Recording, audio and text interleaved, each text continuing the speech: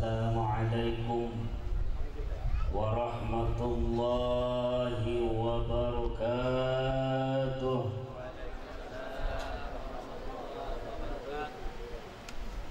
A'udzu billahi minasyaitonir rajim. Bismillahirrahmanirrahim. Alhamdulillahi rabbil alamin. Alhamdulillahi 'alal hidayah. Musalliyan 'alan nabi wa man ma'ah. Rabbi qdi hajati wa man ahabbani nafi'atan fid dini wad daraini. Amin. Usalli wa usallimu ala sayyidina wa maulana Muhammadin analu biha ziyarata syarafika wa sarafih. Wa salli wa sallim ala alihi wa ikhwanihi wa ashabihi. Amma ba'du.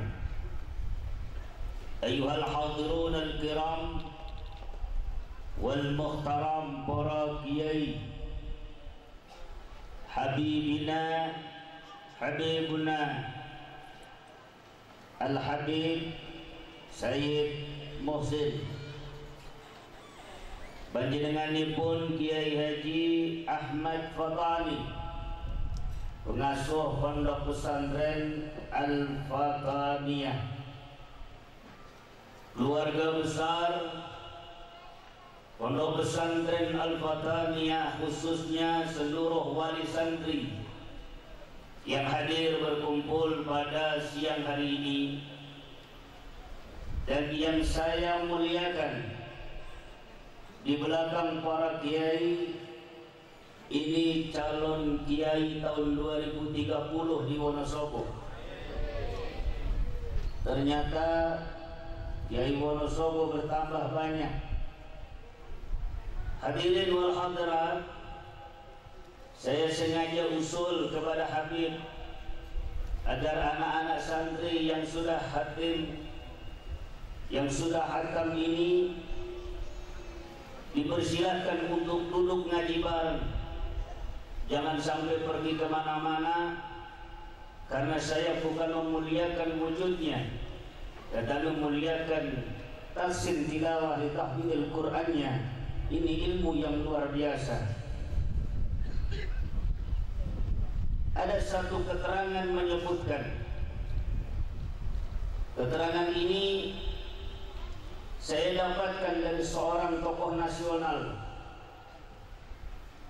Beliau Profesor Dr. Kiai Haji Ahsin Sakho, Pondok Pesantren Darut Tauhid Arjawinangun Cirebon.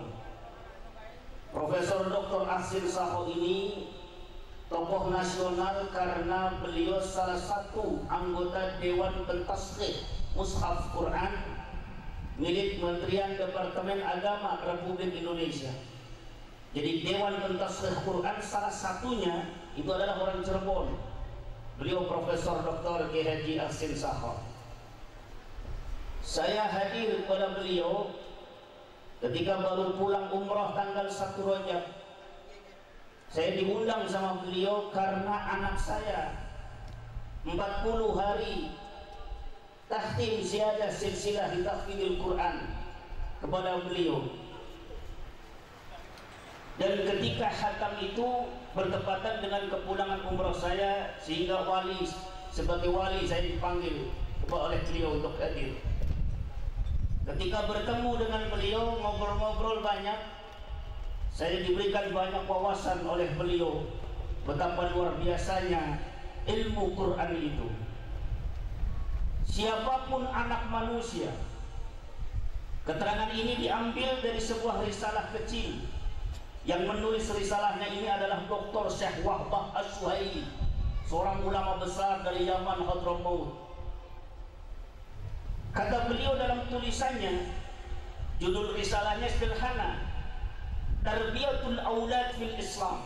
Hanya singkat saja, pendidikan bagi anak-anak menurut ajaran Islam. Ternyata anak manusia siapapun mereka, seperti putra-putri Bapak di belakang saya ini, ketika mereka sudah tahsin Qur'annya, maksudnya tahsin bacaan Qur'annya, sudah benar tilawah Qur'annya, mengerti dengan tajwid dan makharijul huruf dalam bacaan Qur'annya, maka sesungguhnya anak manusia itu hidup di dunia ini telah mampu membuka pintu ilmu Allah Subhanahu wa ta'ala.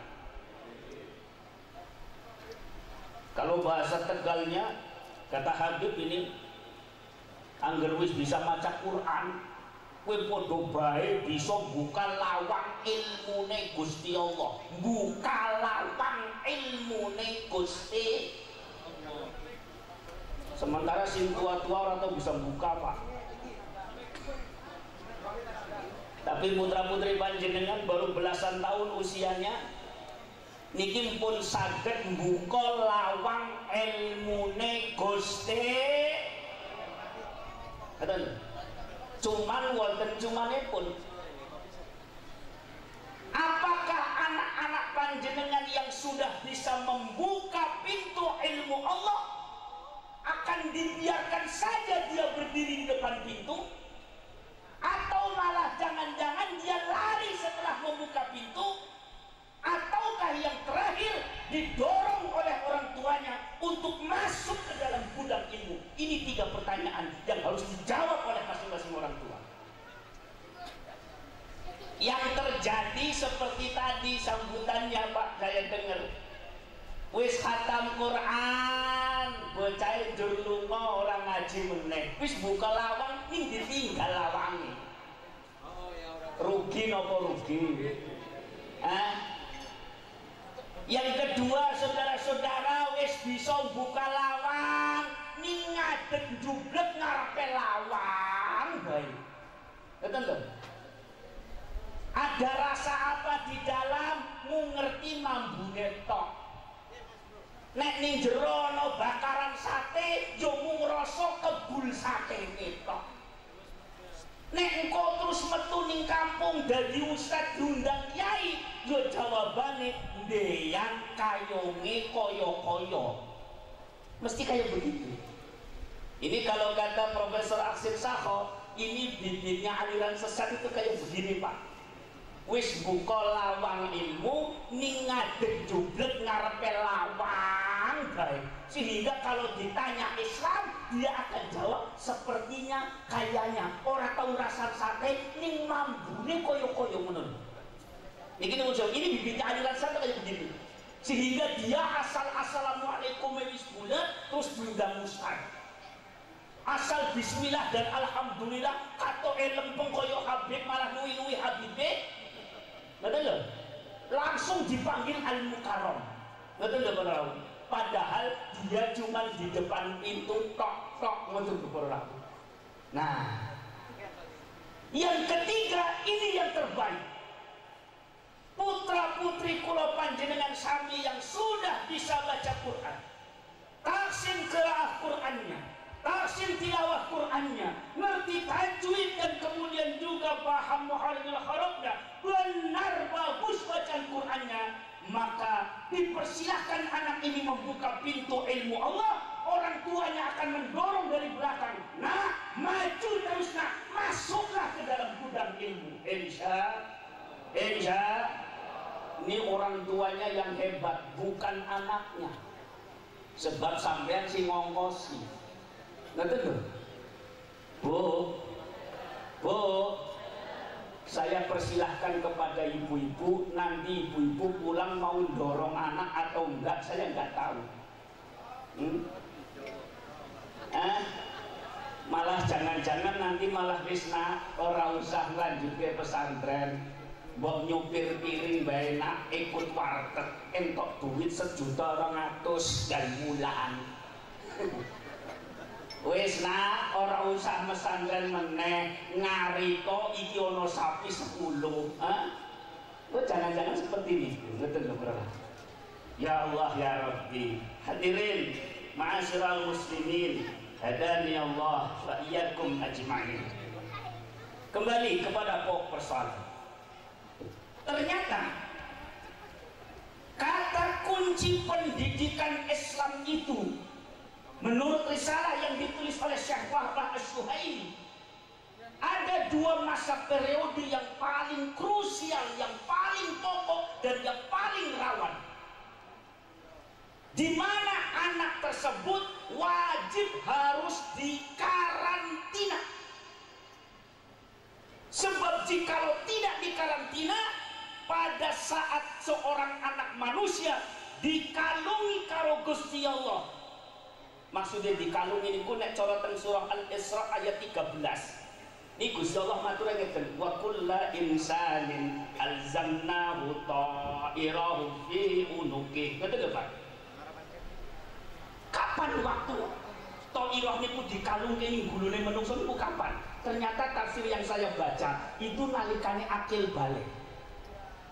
Saya lihat wajah-wajahnya sudah akil balik semua. Betul? Artinya anak-anak panjenengan niki, putra-putri panjenengan wis kalungan kabeh, Pak. Pada saat anak manusia pun dikalungi dengan ta'irah. Ta'irah niku nek cara kula tiyang Tegal niku lembaran kertas yang bisa tertulis maklumat, betul.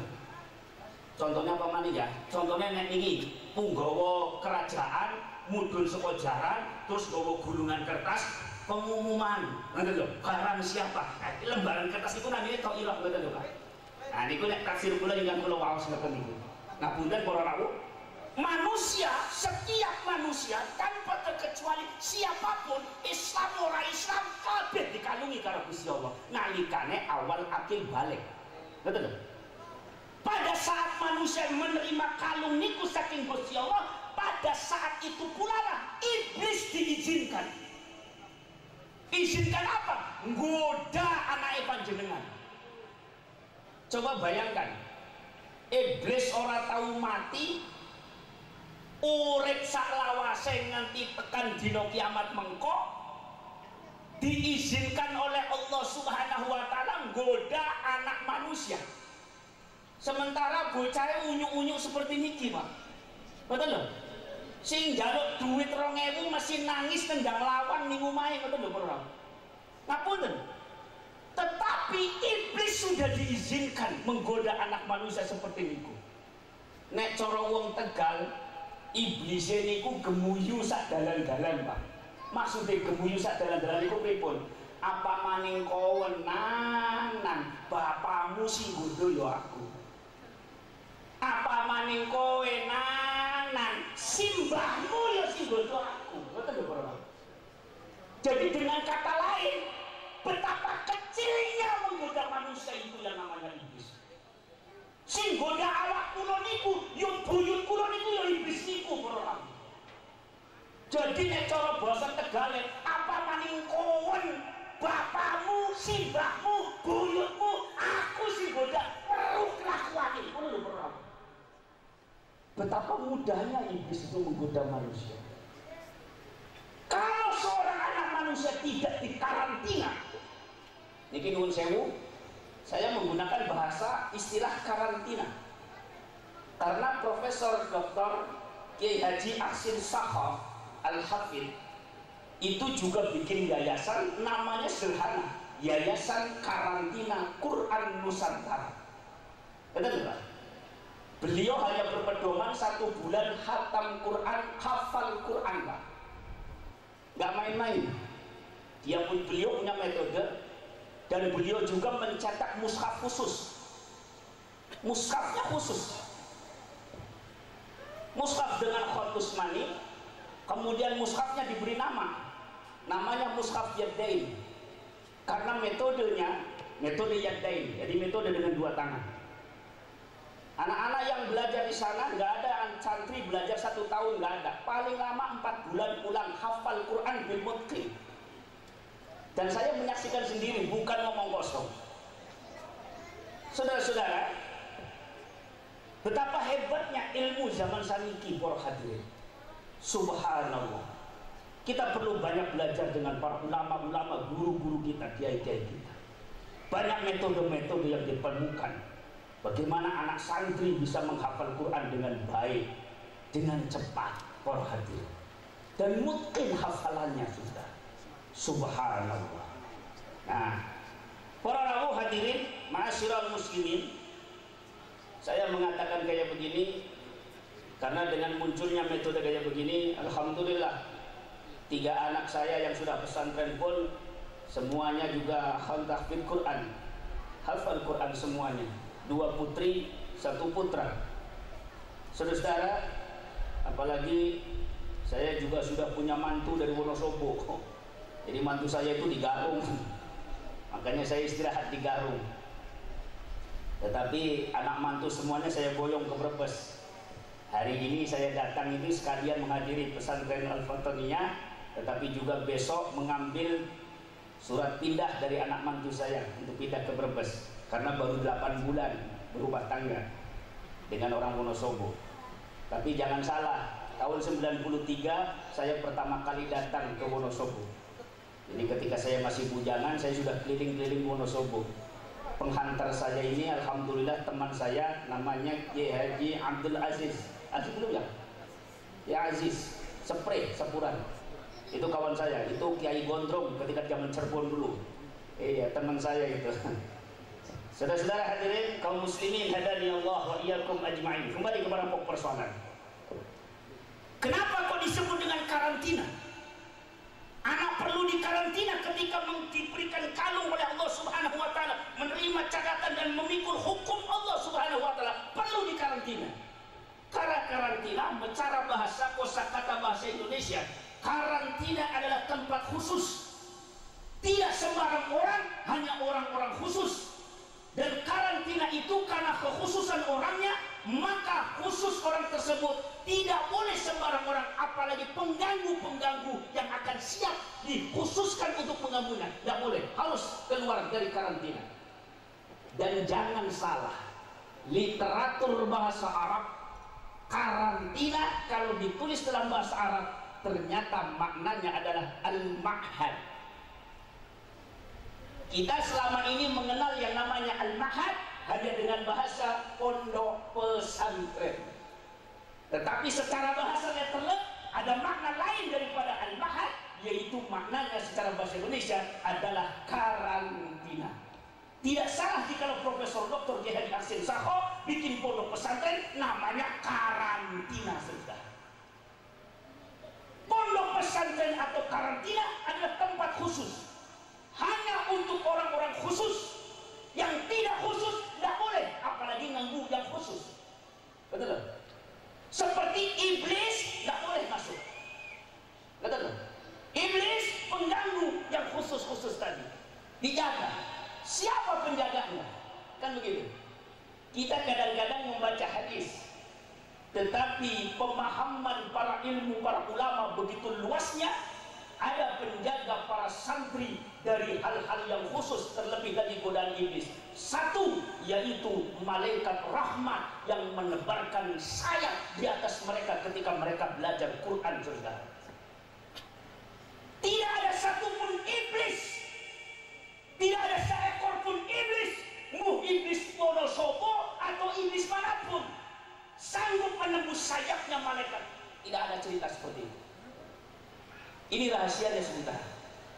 Tapi kalau anak bapak di rumah, iblis sanggup nembus sen, nembus tembok, nembus beton. Tapi kalau menembus sayap rahmat malaikat rahmat, tidak ada seekor pun iblis yang sanggup. Inilah kemuliaan anak-anak belajar di pondok pesantren sesaat. Jarang orang mengetahui. Yang kita pahami selama ini, betapa mulianya bocah santri nek ngaji, malaikat jebedek saya, entuk rahmat Gusti Allah. Tapi ada makna yang lebih luas daripada itu. Ternyata iblis mboten sanggup nembus sayapnya malaikat, saudara. Ya Allah ya Rabbi, Gusti, ini yang pertama. Masa krisis yang pertama, masa yang berbahaya yang pertama adalah ketika ketika anak kita usianya masih sangat muda, mereka masih sangat manja, tetapi mereka sudah berani memikul hukum Allah, dan iblis sudah diizinkan untuk menggoda anak manusia. Ini kerawanan yang pertama.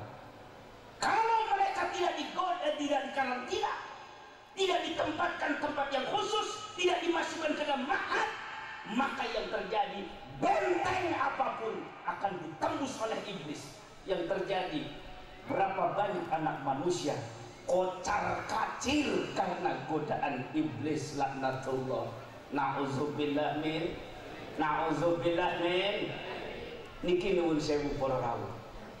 Mula panjenengan akan bisa merasakan, Pak, khusus wali santri ini.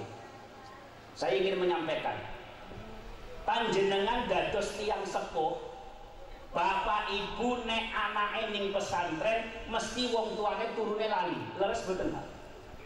Leres mboten?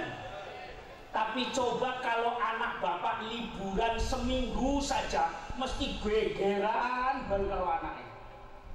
Leres mboten? Leres mboten? Jane niku mboten gegerane, Pak. Ning iblise kesenengan ngoten lho ora.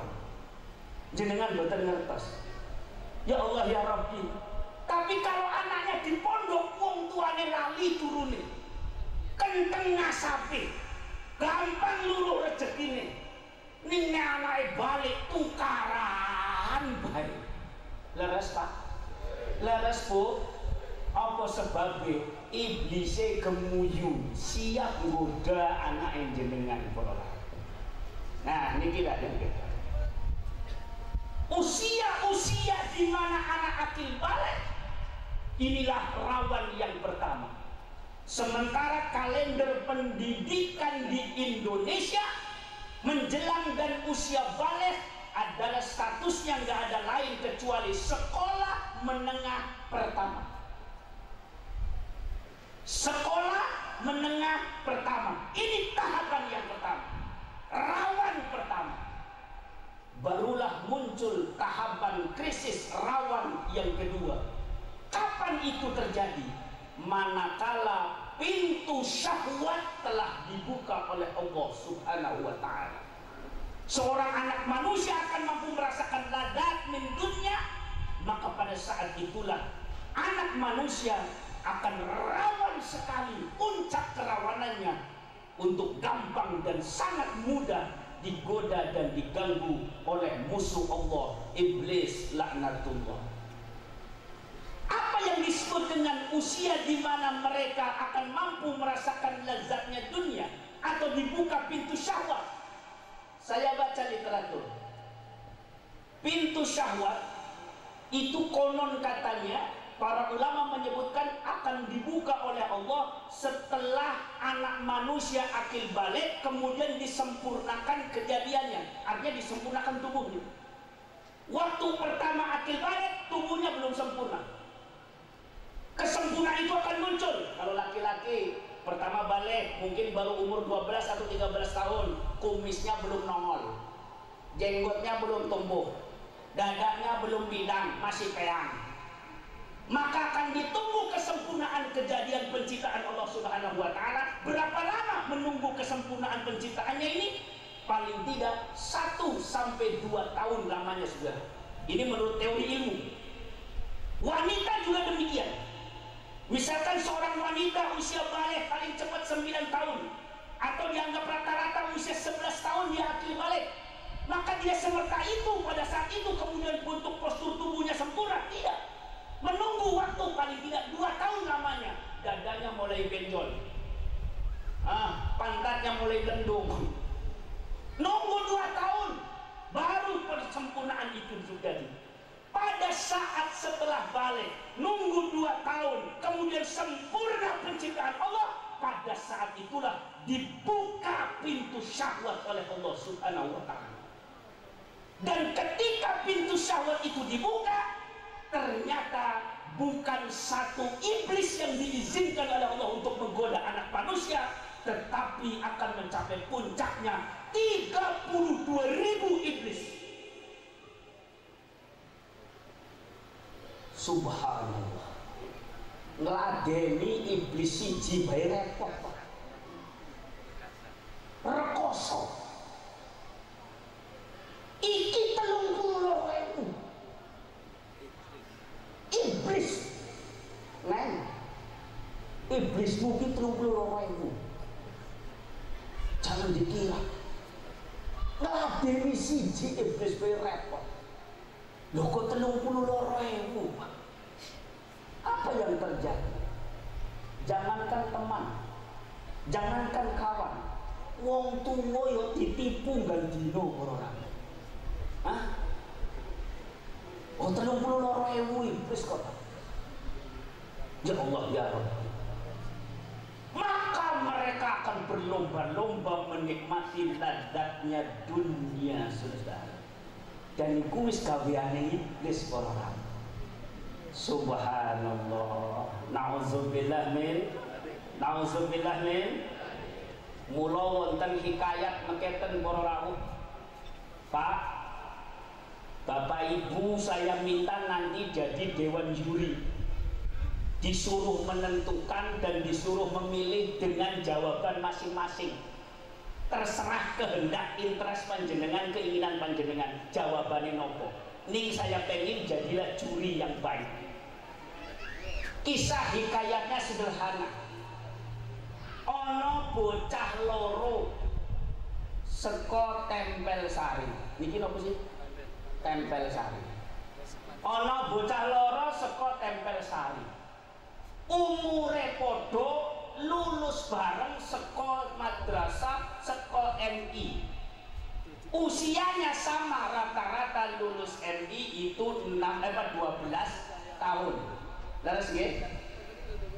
Bedanya yang satu anake wong sugih nemen.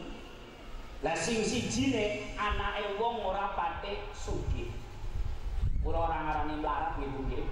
Ora patek sugih. Dua anak ini genda-gendu. Genda-gendu itu apa ya? Rasan-rasan. Jare anake wong sing ora patek sugih takon ning anake wong sugih.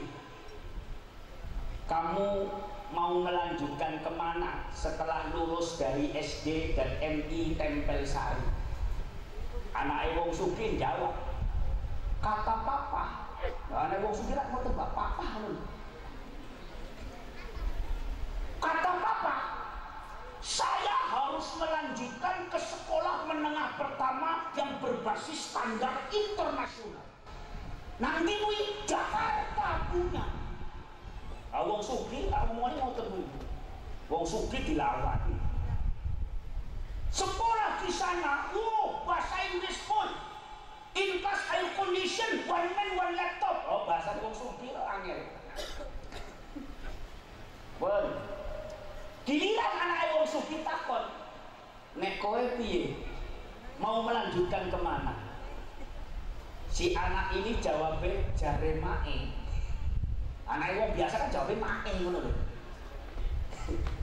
Jare mae, aku kudu nyang pondok pesantren Al-Fatoniyah. Sing cedak-cedak bae. Ora usah ado-ado. Anak wong sugih protes, lho kowe mesantren arep dadi apa? Paling pol imam tahlil karo imam mushola. Nek gawe madhab yo imam samudra. Wes, gelising cerita, dua anak ini berangkat. Anak wong sugih mangkat numpak Mercy, mangkat yang Jakarta, ongkosnya puluhan juta, Pak. Tetapi anak wong Tempel Sari sing mangkat di pondok pesantren numpak sepeda. Yang deket sih. Dah, singkat cerita 3 tahun selesai. Nah, kalau cerita 3 tahun itu cukup 3 menit, Pak. Yang jangan kelamaan. Setelah 3 tahun pulanglah 2 remaja. Kalau tadi anak-anak, sekarang 2 remaja. Karena usianya sekarang sudah 15 tahun. Lulus. Yang satu lulus SMP Tahassus Al-Quran Pondok Pesantren Al-Fatoniyah. Bagaimana dia? Oh, Imriti Talang. Alfia 3 tahun selesai. Jurnia lalaban. Safina wis ning di luar kepala. Quran minimal 20 juz. Hafal Quran. Insya yang lulus dari SMP berstandar basis internasional langsung Inggris Loto. Yang ngomongnya saksi ngono. Ekstrakurikuler bahasa Prancis dan Jepang. Pegawaiannya tuku kuota baik internet. Ada lho, Pak. Komputer jinjing dicangking kemana-mana. Warna wong sugih kok. Terus nggih. Genda-gendu rasan-rasan meneh. Nah, ketemu tak langsung 3 tahun ora ketemu.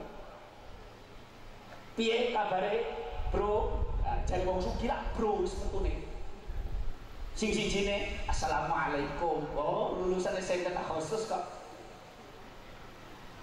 Kowe arep lanjutin ngendi? Oh, papa bilang ya harus satu yayasan. Sekolah menengah atas di Jakarta, yayasan saya itu connected dengan US, United States Amerika. Di sana Universitas California menerima siap berikan beasiswa murni. Oh, anak wong sukira ceritanya tekan Amerika, Pak. Yang lulus SMP Al-Fatonia ditakoni mana? Ganti. Nah, kowe arep melanjutkan mendi? Oh, Habib wis ngumumke tahun ini sudah ada SMK, ya saya di situ lagi. SMK. Kan ada Al-Fatonia. Singkat cerita, 3 tahun selesai juga. Nah, ini 3 menit mana ini? Jadi saya cerita cuma 6 menit, Pak. Pada saat kelulusan sekolah menengah kejuruan Al-Fatonia, di samping hafal Quran, di samping berbasis kitab-kitabnya para ulama salafus salihin, tetapi juga pengetahuan tafsirnya, pengetahuan hadisnya, bagaimana mereka takwa dalam kitab-kitab kuningnya, luar biasa lulusan pondok pesantren Al-Fatonia. Yang satunya nggak kalah hebat, lulusan sekolah menengah atas berstandar basis internasional dengan keilmuan full Amerika, saudara, siap ditampung di California, United States Amerika Serikat, beasiswa, saudara. Tiba-tiba niku bahasa Indonesia nih, oh ujuk-ujuk, iya ujuk-ujuk, tak dumadaan. Tiba-tiba setelah anaknya lulus dari madrasah Al-Fatonia pondok pesantren, juga yang satunya lulus dari sekolah menengah atas berbasis standar internasional, tiba-tiba dak dumadaan wong tuange loro ning Tempel Sari matine bareng dinone, Pak. Cerita itu kalau nggak mati-mati lama, tapi kalau cepat mati selesai. Lah yo wis panas ngene ora mati-mati kok.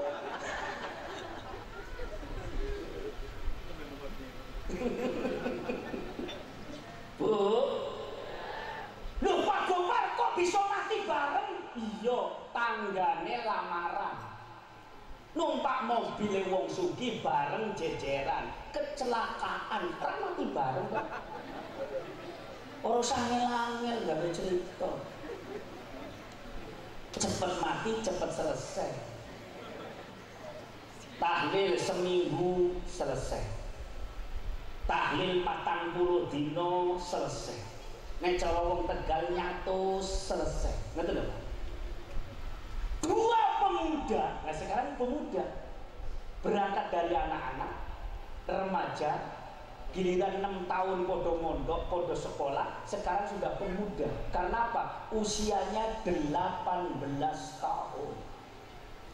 Betapa gantengnya pemuda Tempel Sari.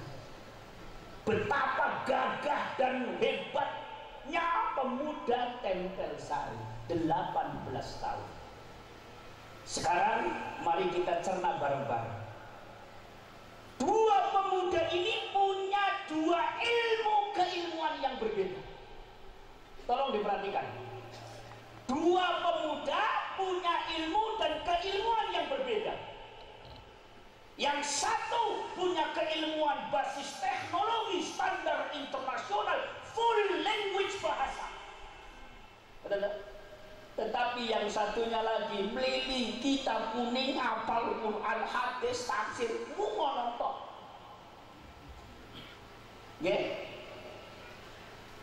Dua anak ini gendu-gendu rasan-rasan meneh. Gimana Mas? Katanya kamu kalau sudah lulus sekolah menengah atas standar internasional, arepnya Amerika.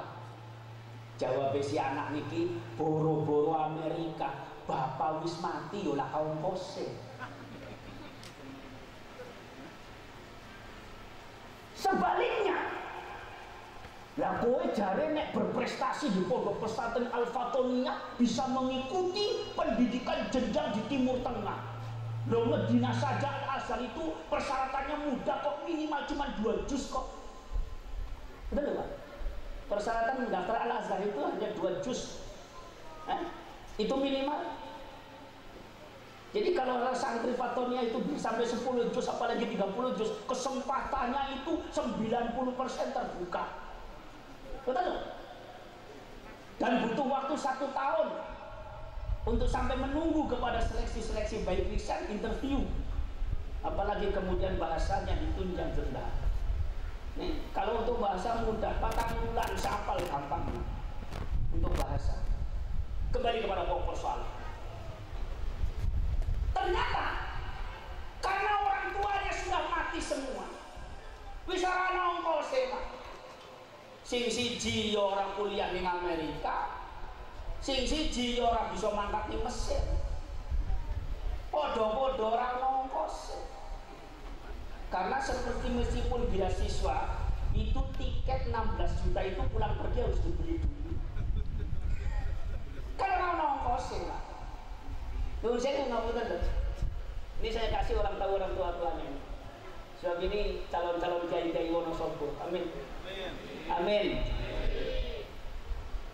Yang terjadi sekarang pertanyaannya kepada dewan juri yang terhormat. Niki wong tuane iki dewan juri niki.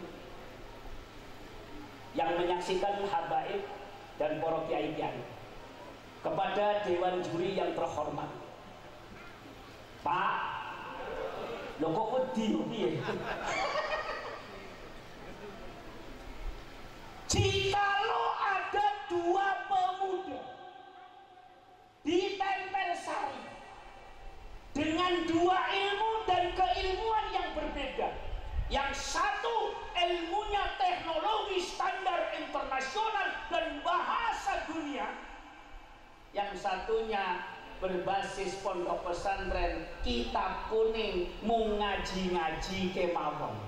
Akan tetapi jikalau ada 2 pemuda seperti niki ditempel sari atau dikretek atau di Wonosobo, manakah ilmu terapan yang bisa dipraktekkan dan bisa diterapkan atau diamalkan dalam kehidupan masyarakat di tengah-tengah masyarakat Wonosobo? Apakah ilmu standar internasional 6 tahun ataukah pondok pesantren 6 tahun? Mana yang bisa diterima di tengah masyarakat panjenengan?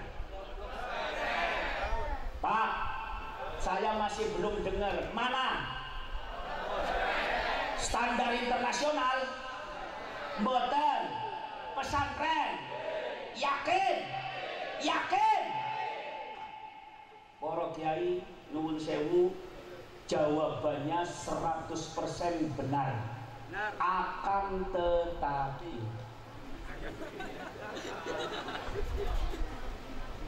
ini cara mantekin tunggul di sini tiba masih jero bundas Bapak, jawaban jenengan 100% leres. Sing nyakseni Habibie. Ibu, jawabanipun nggih leres 100%. Akan tetapi dengan menjawab benar justru malah menunjukkan kekeliruannya. Dengan menjawab benar justru membuktikan kesalahannya. Dengan menjawab benar justru membuktikan kefatalannya. Apa kekeliruannya, saudara? Bapak ibu cuman pinter ngomong doang, tetapi anaknya sendiri tidak mondok pesantren, ora nglakoni.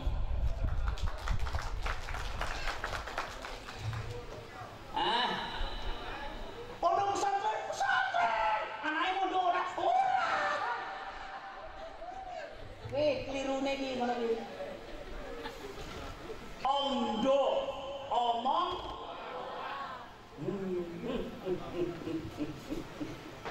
Nuwun sewu ngapunten Yai. Ternyata masih banyak orang-orang Tempe Sari jahil ngoten. Ya Allah ya Rabbi, jahil itu bukan bodoh dalam hal ilmu, tidak. Ning orang ngerti karo syariate Gusti Allah niku jahil ngoten. Sak pinter apa ya ngapa nek mboten paham syariate Gusti Allah niku jahil. Ngoten. Subhanallah. Para rawuh hadirin, ma'asyiral muslimin, hadani Allah wa iyyakum ajma'in. Kula mung ningali jam apa. Ini kebanyakan nonton TV. Kalau di TV kan isinya demo-demo. Jadi kiai ndelok jam yo di demo ngoten. Saudara-saudara, hadirin kaum muslimin rahimakumullah. Saya ingin persingkat saja.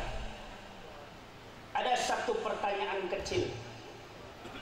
Syekh Wahbah Asy-Syuhaili di dalam risalahnya menuliskan begini.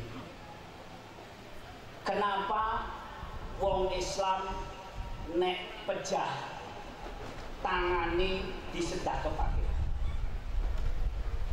Padahal mayite ora tau njaluk. Jenengan ya ora tau wasiat nalika uripe. Betul lho, Pak? Pak, apa sebabnya kenapa mayit wong Islam nek mati iku tangane disedekahaken? Betul. Boten saged sedekah piyambak kok ora tau njaluk kok, Pak. Niki nuwun sewu. Orang-orang non muslim nggak pernah ada cerita dia mati tangannya disedekahaken. Oh bener. Di kecamatan desa saya niku banyak orang non muslim Tionghoa contohnya. Itu kalau mati diberikan pakaian kebesaran raja-raja Tiongkok. Nginepnya seminggu di dalam peti sampai miring netes cairannya orang. Leres. Ada lagi di tangga desa aslinya orang Sumatera Utara, nggak saya tunjukkan sukunya. Ketika dia mati itu diberikan pakaian kebesaran, pakai jas, pakai dasi, pakai celana, pakai sepatu pantofel, malah celananya itu diganjel pakai bambu. Nek bahasa Tegal dicengkal, tapi dicengkal pakai pring. Supaya apa? Diberdirikan, Pak. Saudaranya, kakak beradiknya, tangan kanan kirinya pegangin, terus tangan kanannya ditekuk. Tujuannya apa? Teman-temannya yang datang nek bahasa Islam sing layat, sing takziah, kongkon salaman kalau mayite. Ini bener loh, budaya-budaya di Indonesia itu luar biasa. Berbagai macam. Ada lagi karena biasa hormat, mati ini kongkon hormat. Itu yang non muslim, Pak. Kalau orang muslim yang enggak. Yang non muslim ada yang seperti itu. Subhanallah, dengan pakaian-pakaian kebesarannya saudara. Nah, tapi nek wong Islam ora sugih, ora melarat, apapun jabatan, pangkat dan golongan, suku dan rasnya, asal muslim nek mati tangane disedekahake. Apa sebabnya? Ngoten lho. Ternyata ada jawaban singkatnya. Pertama, Jeneng Nabi nate matur dawuh wonten hadisipun. Roh nalikane medal saka bun-bunan menungso, malaikat Israil niki langsung nyandak roh mangkat teko nang langit, ditunjukkan apa yang ditakdirkan oleh Allah di mana tempat panggonan mangkini. Kalau ditakdir ini adalah ahli jannah, maka ditunjukkan iku lho swargamu, bangunanmu, rumahmu, gedongmu. Tetapi kalau ditakdir ini adalah ahli neraka, malaikat Israil pun akan menghantar ke tempatnya. Iku lho gendine, itu lho tempatmu. Betul Pak? Mula ruwe mangap kaget, apa mayite mangap kaget. Roh ini akan balik meneh. Maksudnya diwangsulke malih. Teng dunya malih. Ananging nalikane jenazah niku pun diadusi, wakofina lajeng badhe dikafani, betul. Roh niki lajeng diselehke wonten dada kirine si jenazah. Terus disandingke tangan kirine kongkon nyepengi roh niki cekap. Niki hadis yang Nabi Muhammad sallallahu alaihi wasallam. Jadi besok jenengan nek mati niku ngoten niku. Napa badhe nyicipi mangke? Oh, mangke.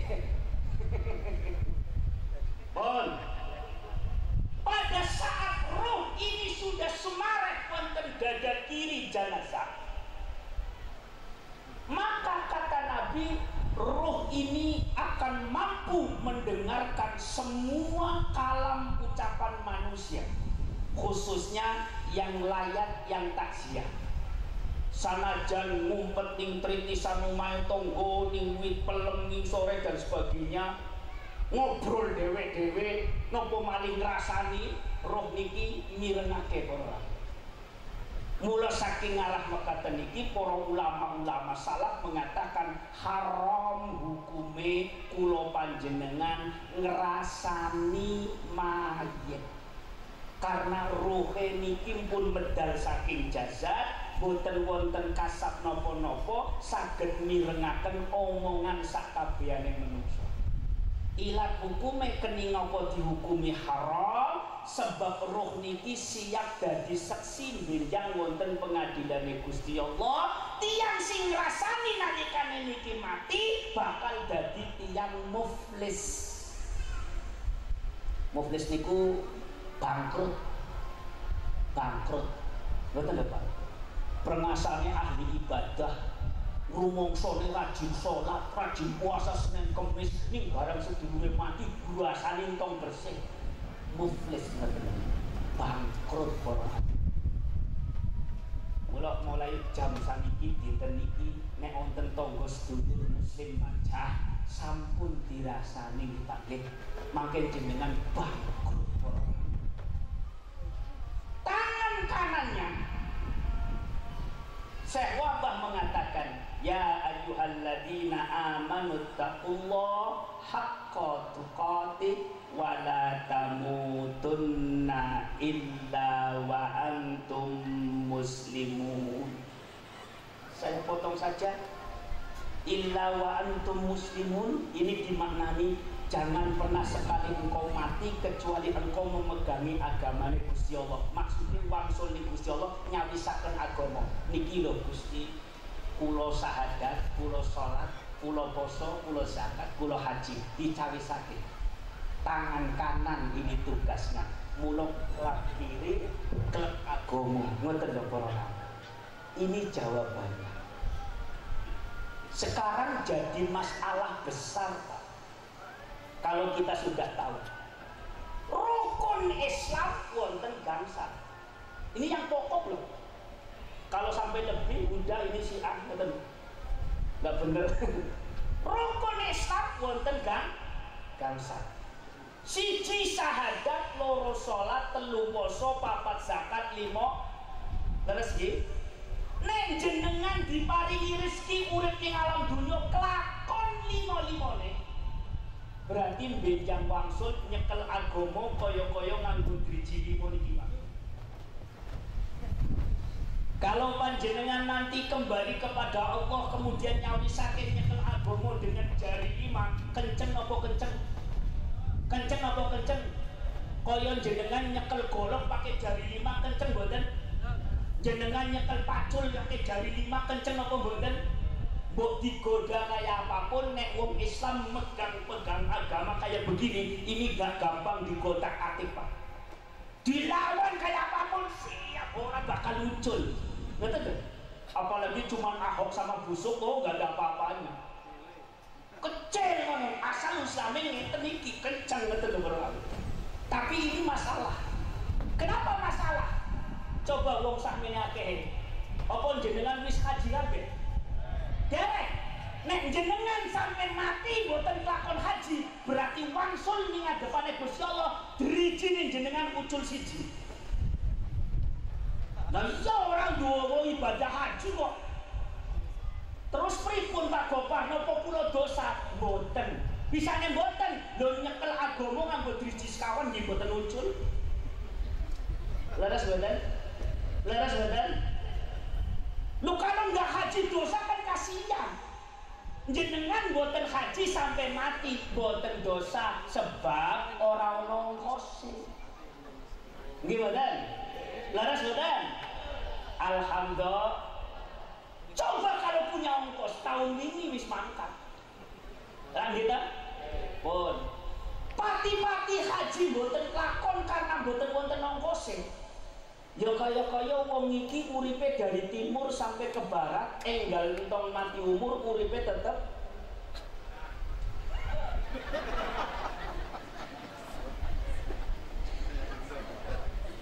Iya ya Pak ya. Lo enggal entong mati umur uripe tetep melarat Pak, urip dari timur sampai ke barat kok. Nek wong miskin terus ora tahu zakat, ndi mboten napa-napa, ning drijine ucul siji meneh. Leres mboten?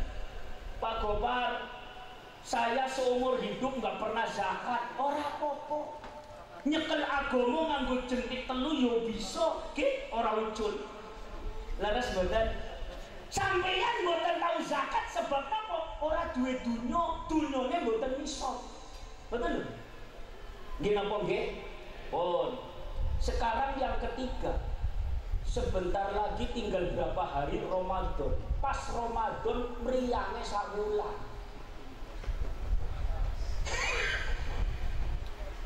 Pas Ramadan sakine sawulan, yo drijine ucul siji meneh, Pak. Haji ora kelakon, ora duwe ongkose.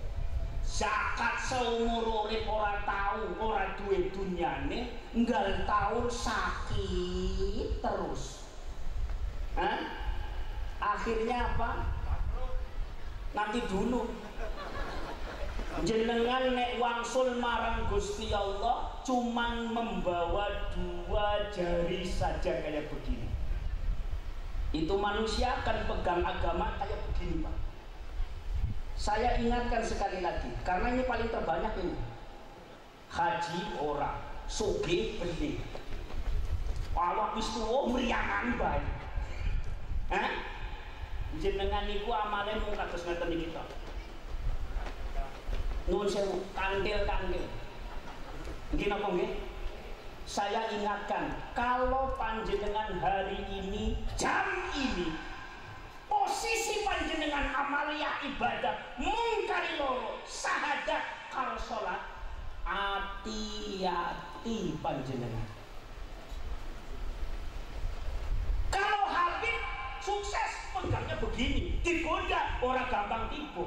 Dan nek jenengan kayak gini kesenggol yang dabluk loh. Leres boten? Leres boten? Nyuwun sewu Pak. Sekarang final yang terakhir. Jikalau Bapak merasa hari ini rukun Islam yang akan dibawa nyawisaken marang Gusti Allah Ta'ala mangke cuma tinggal 2, dan anjenengan harus hati-hati, jangan sampai kata Allah, wala tamutunna illa wa antum muslimun. Jangan sampai kamu mati kecuali matimu bawa agama, meskipun cuma 2 jari gitu. Hanya syahadat dan sholat tok tok tok tok. Ora apa Kalau salah satunya, apalagi kedua-duanya lepas, mari kita perhatikan mana yang lepas dulu. Apakah syahadat dulu ataukah sholat dulu? Jangan kedek, saya hitung 3 kali. 1, 2, 3. Jatuh apa jatuh? Survei membuktikan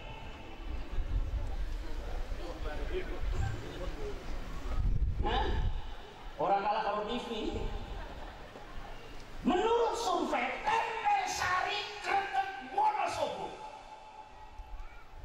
kalau cuma tinggal 2 jari syahadat dan sholat saja, mayoritas Tempel Sari Kretek sing pertama ucul dudu sahadate ning sholate. Akibatnya perintah Allah diabaikan, jangan kamu mati kecuali mati memegang agama Allah. Ning buktine durung mati wis nibakno agamane Gusti. Iku masalahe para rawuh, durung mati. Durung mati Pak wong Kretek. Wong Wonosobo. Ning wis nibakno agamane Gusti Allah Subhanallah. Inna lillahi wa inna ilaihi. Sekarang yang terakhir nih. Apa bisa syahadat niki nyekeli agamane Gusti Allah? Ternyata boten sakit. Di Tegal Brebes, menurut hasil survei, tahlil itu paling kiam, ning sholat paling abot. Saya tinggali senyumnya Pak Kiai kayak Tempel Sari sama saja ini. Jadi kalau di kampung saya Pak Kiai, termasuk di daerah Habib sana itu, orang tahlil itu paling rajin, paling kiam, mantap pokoknya. Ahli sunnah wal jamaah kok dalile. Mungkin malah teng kampung kula aneh maneh. Nek tangga kula keselipahan kifayah niku mesti kula sing dadi gonjakane. Sebab saya datang paling terlambat. Nek kula teko jam 8 nembe ancuk. Oh, masyarakat kampung langsung ngomel. Pak Gopar iki nek dinteni mesti paling bengi. Ngoten lho. Tekone abot. Ngoten lho. Kula mau mesem-mesem, sampeyan sing mau, durung ngisam pun dugi. Oh ya bener. Maksudnya ora sembahyang isa sih Pak.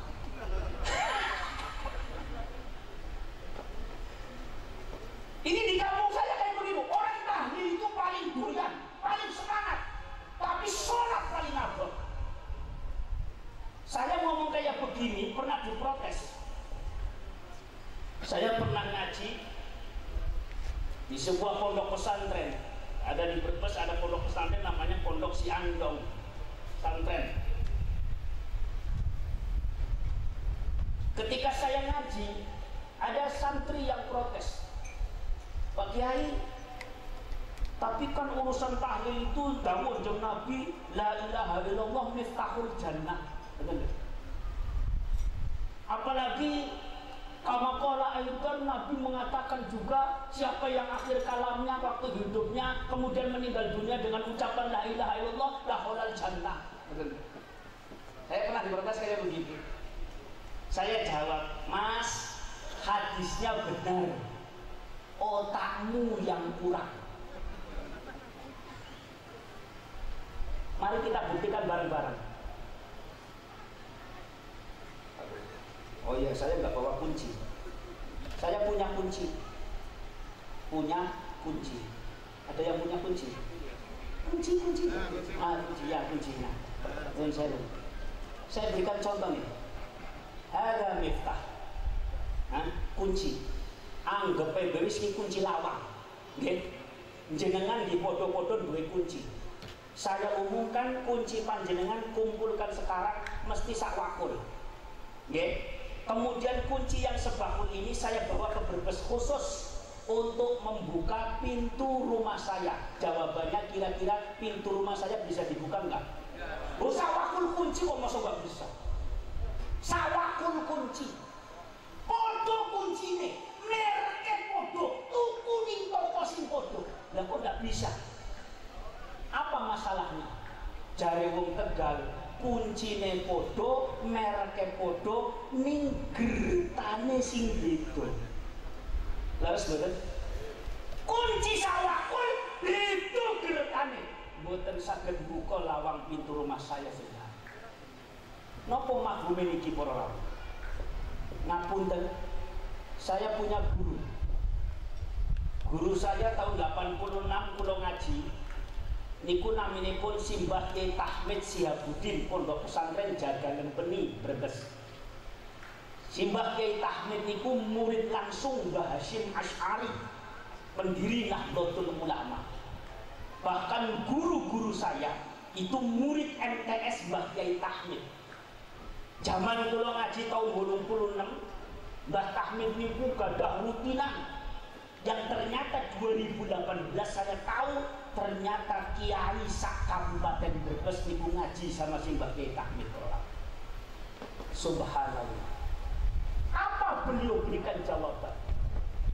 Jangan dikira sama-sama la ilaha illallah langsung otomatis dua kunci lawang swarga. Nanti dulu. Apa sebabnya? Sebab aliran sesat yo la ilaha illallah. Apa? Dikiranya Imam Samudra enggak la ilaha illallah. Dikiranya yang mereka kemudian bikin aliran sesat macam-macam itu enggak la ilaha illallah. Mereka juga sama la ilaha illallah. Di Kabupaten Kuningan ada masjid besar pinggir jalan di Desa Manislor, Kabupaten Kuningan, pinggir jalan raya. Masjidnya namanya Masjid Ahli Sunnah wal Jamaah. Padahal sebelumnya nggak ada. Karena apa? Itu masjid rampasan dari Ahmadiyah yang mengaku punya nabi baru dari India sudah. Oleh pemerintah Kabupaten Kuningan dicabel, dirampas. Tidak ada yang namanya Ahmadiyah Kabupaten Kuningan. Akhirnya namanya diganti menjadi Masjid Ahli Sunnah wal Jamaah. Aliran sesat ngaku dua nabi anyar saka India, Mirza Ghulam Ahmad, yo ngakune la ilaha illallah, Mas. Awas hati-hati. Jangan dikira asal la ilaha illallah terus otomatis dua kunci lawang swarga. Nanti dulu geretane cocok mboten. Maksudnya pripun? Jeneng Nabi la ilaha illallah, tempel sari la ilaha jeneng Nabi la ilaha illallah, jeneng Nabi sholat subuh tempel sari la ilaha illallah, kawanan subuh. Geretane rak sejen. Hah? Jeneng Nabi la ilaha illallah, tempel sari la ilaha illallah, jeneng Nabi la ilaha illallah, jeneng Nabi sholat Jumat tempel sari la ilaha illallah, malah dina Jumat ning pasar. Hah? Lho sewu. Niki geretane mboten pasta. Niku maksude nek la ilaha illallah niku minangka dadi kunci lawange swarga. Geretane sing cocok karo la ilaha illallah Kanjeng Nabi Muhammad sallallahu alaihi wasallam. Insyaallah. Alhamdulillah 2 jam tepat sanajan kurang. Ini saja yang bisa saya sampaikan. Kurang dan lebihnya saya mohon maaf yang sebesar-besarnya. Ziyadah doa nanti dilanjutkan dengan kiai yang lain. Mari kita tabarukkan bersama dengan beliau-beliau untuk ngalap berkah doa beliau. Insyaallah dari saya ini saja. Wallahul muwaffiq ila aqwamit thariq. Wassalamualaikum warahmatullahi wabarakatuh.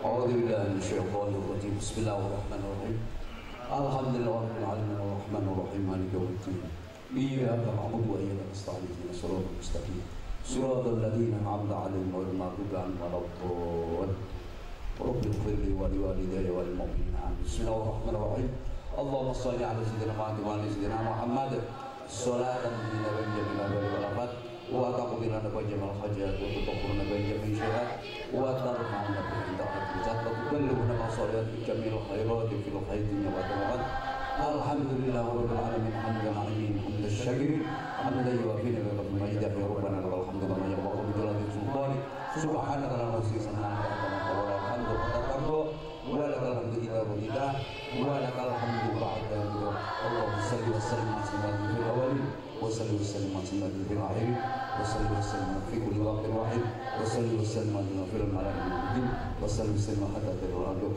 anta wa rasul. Allahumma inna nastaghfiruka wa nastaghfiruka fina wa abdana wa anfusana wa amwarana wa anfusana Allahumma ij'alna wa ij'alna fika wa amanka wa ij'alna wa ij'alna kulli syaitan marid wa jabbarin wa ta'ala wa taqabbal sari kulli disrin innaka ala kulli shay'in qadir. Allahumma khamna bi taqwa wa a'idna bi jadina dabul hali wal hammas rasuli. Allahumma bi jamali wa jalali wa jalali wa ala wasilati warzuqna amal al-mutafa'ati lahu qawilan wa badinan ya arhamar rahimin. Allahumma zidna salamatan fid din wa aflatan fil jasadi wa ziyadatan fil ilmi wa barakatan fil rizqi wa tawbatan nasuha wa rahmatan min al-maut wa maghfiratan ba'da. Allahumma hawwin alaina bi sa'ratil wa najjana wa la tahzan. Rabbana la tuzigh ba'da idh hadaytana wa hab lana min ladunka rahmatan innaka antal wahhab. Rabbana atina min ladunka rahmatan wa hab lana min amrina rashada. Rabbana atina min ladunka rahmatan wa hab lana min amrina rashada.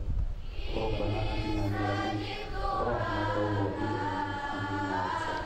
Rabbana atina fid dunya hasanah wa fil akhirati hasanah wa qina adzabannar wa adkhilna al-jannata ya rabbal alamin Muhammadin walhamdulillahi rabbil alamin. Al-Fatihah.